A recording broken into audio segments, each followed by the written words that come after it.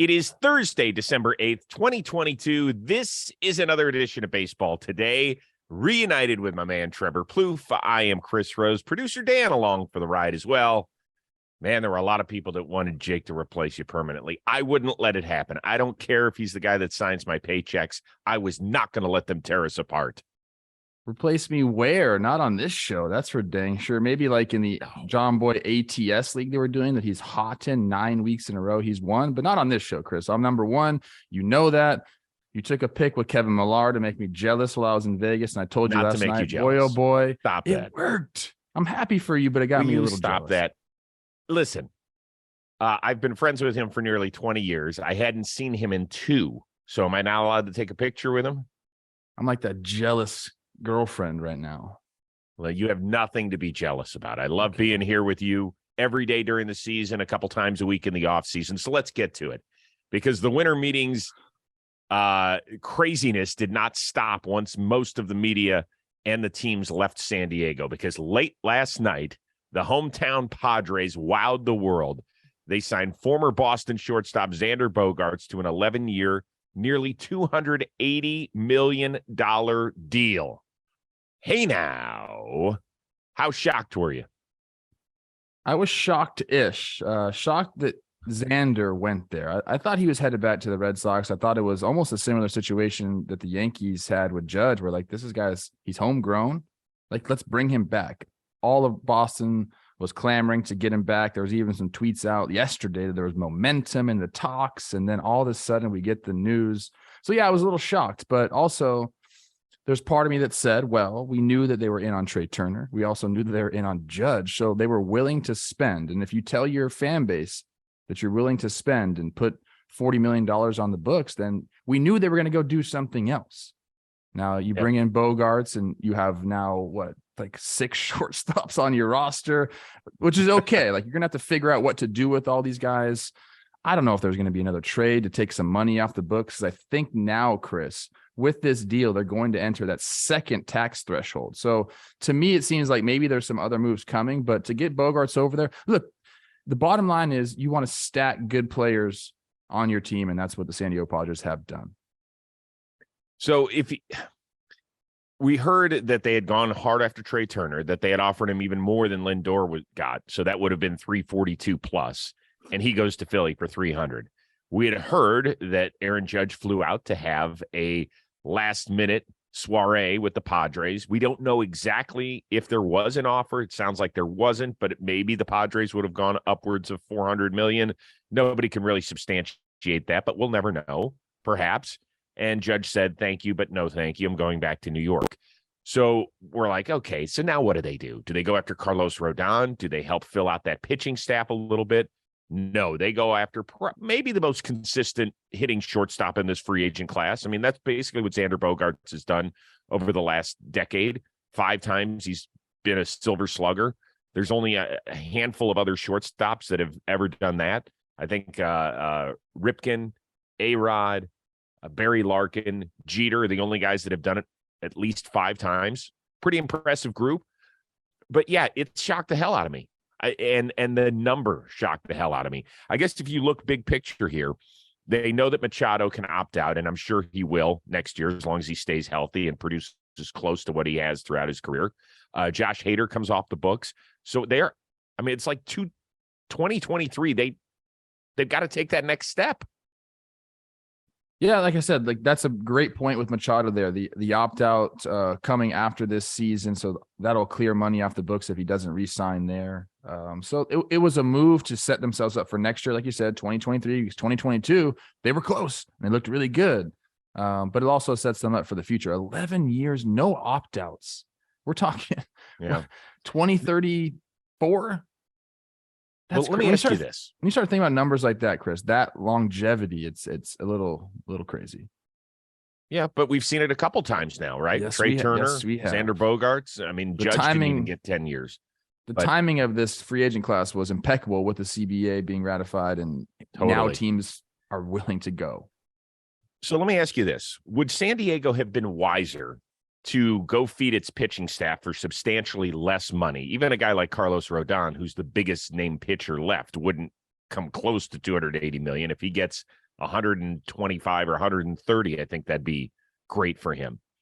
Would they have been smarter to do that and try and re-sign Machado if he opts out next year, and or lure Juan Soto? We don't even talk about him, and he reportedly turned down $440 million extension with the Nationals. So God knows what he's going to get in a couple of years.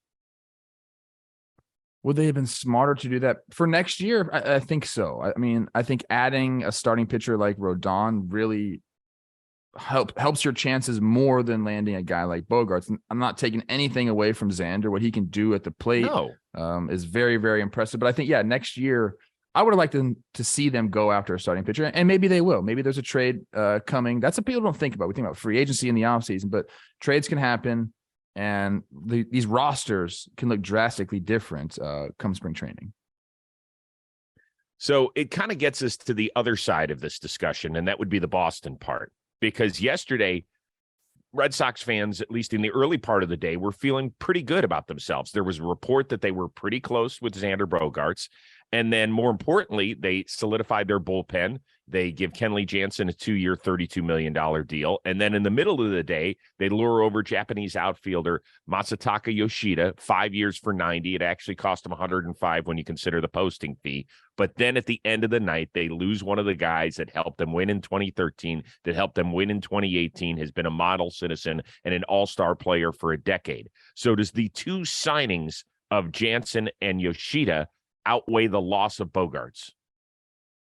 I don't think so. I think they wanted to do all three of those signings, and getting two of the three, and the two being Yoshi and Jansen, I think that's not ideal for the Red Sox and Red Sox fans. They definitely wanted Bogey back. I mean, Yoshi coming over, we'll see how it works out. We know that what the numbers are in Japan. They're eye-popping. He's a plate disciplined guy, which a lot of teams obviously really value, and they should value. I mean, that is the mark of a good hitter, being able to have that play discipline. He's not a huge power guy, but he can have some pop, kind of a smaller dude. But I like the signings, but I think it definitely hurts them not bringing back Bogaerts. Now, can they go out and get somebody else? Sure. Did they bring in Trevor Story and have Devers over there? Sure. I think that's where they're going to focus their attention now on, is keeping Devers there, getting him extended. So I guess if you look at it, this was kind of already in the works when you bring in Story. That was the insurance move. If you weren't being able to sign Xander, which they ultimately didn't do. This isn't close. This is painful for the Red Sox fans on many, many levels. Not because these two guys that they brought in aren't good players. They are. We don't know a whole lot, obviously, about Yoshida. We can read his numbers. We can see his highlights, but we haven't seen him on a daily basis. But he does have it over 1,000 OPS. Adam Jones, who played with him a couple of years over in Japan, said he is the Japanese version of Juan Soto. He could spray it all over the yard, and nobody works a walk quite like him. He's got like a 2-to-1 walk to strikeout ratio. There was only one guy here in the States who did that, and that was Luis Arraez. So if he's got that sort of bat discipline and all sorts of stuff, he's going to help the team. But really bigger picture, what have we seen over the last 3 to 4 years with the Red Sox? They have either been unable or unwilling to keep their homegrown talent. Mookie Betts is a generational talent. They traded him away because, well, whether or not he didn't want to stay there, or they just couldn't come to terms, or they didn't want to give him $365 million or whatever it was, they end up trading him to the Dodgers. And now Xander Bogaerts, I get it. Why in the world would they match $280 million? That doesn't make sense. But the fact that they couldn't get this done at this time last year, I get it. We were in a work stoppage, I guess, in spring training of the 2022 season, is beyond me. It would not have cost them $280 million to wrap up Xander Bogaerts. No, but the thing is, you bring a general manager over from the Rays. They're not going to continue to operate like a massive market Red Sox team. Because that's not what he does. That's not what they brought him in to do. Now, do they have the money to do that? Yes, but you either trust Chaim or you don't. And I think right now, a lot of people in Boston are kind of like, well, we've given Chaim some time. It hasn't really worked out. But I don't expect them to operate like that. Like a guy that comes from Tampa does not want to pay a guy into his 40s. So that's kind of where it's like, you asked me if I was shocked earlier. Shocked that he went to San Diego, but I'm not too shocked that he's not back in Boston on that long of a deal. Well, not for 11 and 280, but that's my point, Plouffe, is that They if should have done it earlier. this right, Yes. exactly. If they had done it Yes. last spring training, you don't think they could have come to an agreement on an 8-year deal worth $200 million? You don't think that could have happened? I do, but again, I'm going to go back to the fact that, Heim comes from a different mentality, and they brought him in knowing that he has that mentality. Okay. So where did Andrew Friedman come from? Look, I get it. I think it took some time for him to go over there and start signing guys. They had a lot of homegrown talent there. Yes, they did. But the Red Sox have not grown up players the way that the Dodgers have. Okay, they haven't. And yes. Andrew Friedman has not kept everybody that has come through that system, right? He let Corey Seager walk. He didn't have to do that. But he did bring in, he traded for Mookie Betts, and then he extended him. He gave him a $365 million deal without ever having seen him play in Dodger blue. Maybe the Red Sox trade for Fernando Tatis Jr. Oh, stop that. I don't know. This is a bummer for Red Sox Nation, which I believe has now finished last 5 of the last 12 years. This has been it's been too much playing with their emotions. Like, I get it. They've won 4 crowns since 2004 after having gone nearly a century without one. So I don't feel for those fans because they have enjoyed the riches of what they have seen in the last, 17, 18 years now. But at the same time, when you're a Red Sox fan, you puff out your chest and you say, we can go blow for blow financially with the Yankees, with the Red Sox, with all these other teams, and certainly not get outbid by the San Diego Padres, the 27th media market in the world or in the country. You can be mad about losing Xander and not doing it earlier. I think that's the one thing Red Sox fans can be upset about. We should have done this earlier. Yep. But I would wait until spring training to really be upset about where the roster is at. I think there's more stuff coming for them. Okay. Well, you know what, Red Sox fans, there is a great way for you to cool your emotional jets today.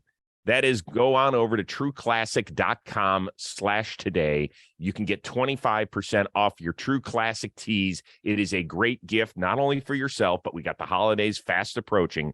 So if you've got a son, if you got a dad, if you got a brother, if you got a good friend, whomever it is, because more than 2 million men are looking great in these tees. The way they fit you, I can tell you that right now I'm not happy with where I am LBs wise. I throw on one of these True Classic tees. I look like I dropped 15 pounds. They look great. The way they fit over my shoulders, they taper down. They're just super comfortable on top of that. And also, I love the array of colors. And I have actually lined them up in my T-shirt closet. I'm one of those guys that's a little anal when it comes to that stuff. So I've got my white tees over here. I got my blue tees here. I got the red ones here. I got the green ones here. I got the black ones there. Got the gray ones over there. And so I've got a True Classic in like 5 different colors. So depending on what color I feel like with my mood, that's the way I'm going to go. It is a great way to spend your money throughout the holiday season. And they've got them for everything. Lots of options. They got them for tall guys. They got them up to triple XL as well. If you're a dad bod, they're going to take care of you. So go to trueclassic.com/today. Get 25% off, plus free shipping included on purchases over $100. That is 25% off at trueclassic.com/today. Ho, ho, ho. Make somebody's holiday season a happy one. We continue on with the biggest news to come out of the winter meetings, and that is that Aaron Judge has returned back to his original baseball home. 9 years, $360 million to wear the pinstripes and perhaps that captaincy on his jersey as well. Is Judge's continued dominance, Plouffe, the most important aspect of breaking New York's World Series drought, or is it something else? I think it has to be the most important aspect. I mean, this guy can legitimately carry the team. He did last year in the second half. I just want to stop real quick. Is he really going to get a C on his chest? Is that like happening? Dan, well, I mean, there? it's a figurative C. I don't think they literally put a C. Are they going to name him that? Are they going to name him that? Because that's a big deal. I guess he's got to. It sounds like saying yes. Down. I mean, it's awesome, dude. But it is very important. Okay. Now that doesn't mean like they're done or like their roster is full yet. They do need to make some more moves. I think they need to add to their pitching staff. They need a left fielder. I got Joe's McFly saying, go trade for Brian Reynolds. You get Carlos Rodon and bing, bang, boom. We're back. That's pretty tough to do. I know the Pirates asking price is going to be massive. They've said they're not going to trade him, but they can trade him. They need more. They need more on that roster. They've essentially brought back the same exact team. Pretty good team. I don't think it's enough, but to answer your question, Chris, I think it is the most important thing. If he falls off and it isn't the offensive juggernaut that he is and can be, then that's a big problem for the Yankees. I don't see that happening. I think he's going to go do the damn thing. They need more, but he is the most important part. Let's start with his year last year, which was one of the greatest offensive seasons we've ever seen, right? We can agree on that? Sure. Okay. He hit 10 more homers than he had in any other year. His OPS plus was 50 points higher than any season. He had 17 more RBIs. He had 19 more hits. It's going to be hard to duplicate that. It's going to be really hard. So even if he falls back to 52 homers, what does that mean for New York? If everybody else continues to struggle and continues to get banged up, they might not be the champions of the American League East, right? The goal isn't to get Aaron Judge to stick around.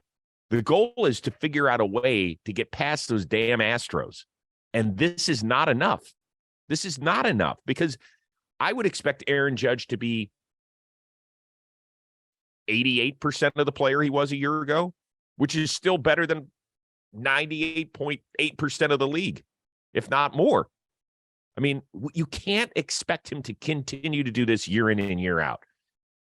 They still have some real old heads they're going to rely on. Now, obviously, they could trade Donaldson and eat a substantial amount of money and maybe attach a prospect if they want to get him out of there. Who knows what role Isaiah Kiner-Falefa is going to play.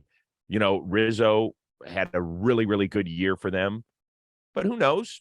He's up there. You know, he's approaching the mid-30s. You don't know if there could be a drop-off there. And they're going to try and rely on a bunch of kids that we just don't know. We think they're going to be good players, but we just don't know. For so long, New York has dealt in the proven area. And right now, they don't have that. So it's unfair to say that Aaron Judge has to be the biggest part of this equation because I don't think it's right. I'm just saying he is the biggest part because if you take him out of that lineup, it's not a very good lineup. But that's the point, is that it's not a good lineup right now. Why can't they make it better around him so that there's not all that pressure to continue to be the Aaron Judge that we saw in the second half of last year? I think they're going to try to. I foresee some more moves coming for them as well. You talked about Donaldson trying to get him off the books. It's going to be difficult, but they can try to do that. IKF is a nice piece to have, but that's $6 million they could easily get off the books. And then, it would have been nice to see some of these young guys. It would have been nice to see Volpe last year because now I think they're going to rely on him and Peraza this year. And we saw a little bit of Peraza last year. It would have been nice to see more of an extended run for him and also just Volpe to get his feet wet because you're going to have to rely on these guys. And like you said, Chris, we have no idea what they're going to look like at the big league level. It's just, that's how it goes. Some people come up, they do better in the big leagues. Most people don't. They taper down their numbers from the minor leagues a little bit, probably 70% of their minor league numbers, but there's still a lot of question marks for the Yankees. I'm so happy they kept Judge. It reminded me of the Minnesota Twins situation with Mauer when he won the MVP in 2009, and they just had to lock him up before the season. They ended up doing it great, but there's more work to be done. By the way, with Mauer, they never let him get to free agency, though, right? No, it was his walk year. They signed him before. It was? Yeah. Okay. All right. Well, and by the way, those young guys might end up being great. I mean, the Astros were talking up Jeremy Pena to replace Carlos Correa, and we were like, yeah. And look at what he ended up doing. He ended up being their postseason hero. So it could help. It can happen. It can happen. Yeah, it can. But everyone's a slapdick until they're not, Chris. Every Yankee fan knows this was the biggest piece of the puzzle to figure out because who knows where they would have pivoted to after this. But they have got to help him out. They have got to.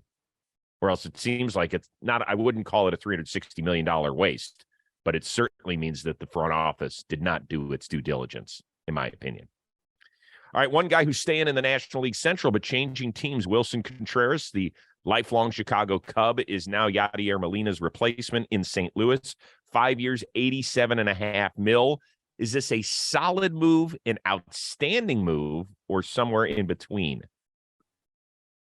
I think it's a solid move. How about that? I called for Solid this plus. trade. Yeah, solid plus. I like that. It's like medium rare plus. Just how It's like no, you got to go medium well. You can't go medium rare. That's not good for the digestive system. I go medium rare plus, Chris. All right. Look, I called for this move. I called for him to go to either the Astros last year or the Cardinals. I thought it would have been a nice little, transition for both teams. I think that it's going to be interesting to see how he handles that pitching staff. They are used to having a guy there that knows them in and out, and he's going to have some time in spring training to get to know these guys, but it's not going to be the same thing. So I'm curious to see how that all works out. How much is he going to catch? Is he going to catch 120 games? I don't know, man. He's definitely going to hit, and they're going to get more out of that position than they have in previous years. So I really like the move. I love this team. I think the biggest thing for me, and I'll talk to Flaherty and some of the guys when they get down there, but seeing how he meshes with that pitching staff, because it is so vital to that organization, the way they play defense and the way they line up and have that defensive mentality. Catcher's a big part of that. I'm going to go solid plus. In part because of where we are offensively with the catching position. I mean, I never remember it being as down as it has been the last couple of years. And then, like, once Buster Posey had that amazing bounce back in 2021, and then he called it quits, I was like, oh, there goes another great hitting catcher. See ya. So this guy is so much better than the league average in terms of catchers that he's gonna give them a dynamic that they haven't had in forever. As great as Yadi is, and the reason he's going to be strongly considered for a spot in Cooperstown is because of the way, A, he handled that pitching staff, and B, the way he handled the running game and at times shut it down. Now, that's not Wilson Contreras. He does have a howitzer on that right shoulder. He can really throw the ball. In fact, early in his career, remember, he used to be the guy that always threw to first base, like just to show, how good his arm was. He'd always fire it down there. I think he's kind of dimmed that light a little bit over the years. The other thing I like about this move for St. Louis is that they always feel so buttoned up as an organization. And Contreras feels a little bit like a wild card. And once again, I think he has matured a bit, but he also has kind of like that crazy eye going occasionally. You know what I'm saying? Like, he seems a little off. And I think they need a little bit of that. They need a little bit of fuck you in them. Okay.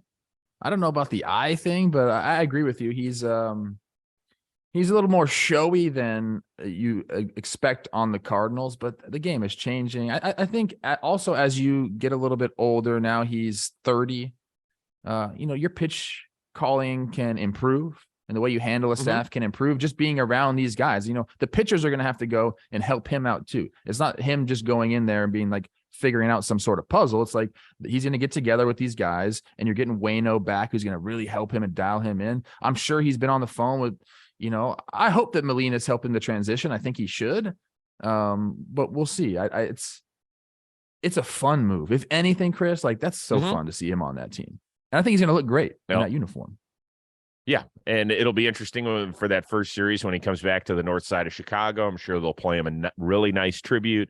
He'll get emotional because we remember last year when we thought he was traded like 3 times and that didn't happen, and the embrace with Ian Happ, and he ended up playing out the string there in Chicago. And then once he starts playing, they should boo the shit out of him. That's the sort of stuff I love seeing between arch rivals. So there you go. Last thing today, usually we have our last topic is kind of a fun one, but because there was so much news, I wanted to put this one in there. And he is the biggest name free agent remaining on the board, and that is Carlos Correa. Ken Rosenthal, The Athletic, says that Correa will not be a Dodger, in part, not entirely, but in part, because the organization fears blowback from the fan base. Do you buy that? I don't really, I've been marinating on that question, trying to decide like who said this to Ken, because obviously like he talked to somebody within the organization. Now, who is that person? We have no idea. Does he have any say or feel about the organization? We have no idea. I'll say this.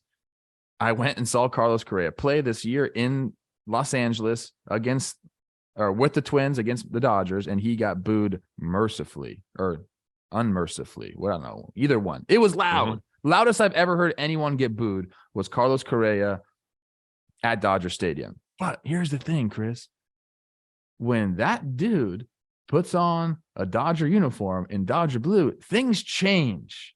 Okay. Yep. Like all of a sudden you're like, it's like Major League when he's like, they really hate Jack Parkman's shimmy. Then he comes over and now they really love the shimmy.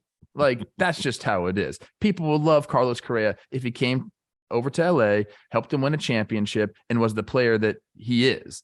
They will love him. So I don't necessarily buy that, Chris. I think it's kind of clickbaity, headliney fodder stuff like that. I really do. Well, first of all, I want to say this. Ken is one of the best reporters that we have in this business. Yes. So I like Ken. I believe that he talked to somebody very credible in that organization. But I also, if those are the words that came out of that person's mouth, then I think that they're seriously misguided. When was the last time you listened to a fan base when you're making organizational moves? Like, you can't do that. You have to hire the right people and you have to trust them. And if you're telling me that what they have right now at shortstop would be better than Carlos Correa, then you're wrong. I mean, I get it. There's a dollar figure attached to it. And because Xander Bogaerts just got $280 million, God knows that it's probably going to start with a 3 if he doesn't have to go back to taking a 3-year, $103 million deal like he took with the Twins a year ago. So if it's a full deal, then it's going to start with a 3 is my guess. I think the biggest hang up, I have to be honest with you, and the LA Times wrote an article on this, is the Trevor Bauer situation, that they don't know where they sit financially with that, right? If the suspension is upheld and they don't have to pay anything, they're going to have a lot more money to deal with.